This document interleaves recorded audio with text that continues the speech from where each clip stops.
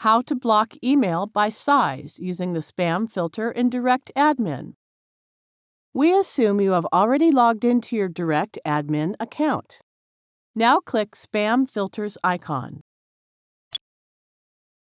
From this Email Filters interface, you can create a filter for large-size incoming email. Click to open the drop-down list of Block By and select the Size option. Enter the maximum size of the email you wish to allow. Any incoming email over 5 megabytes in size will be blocked.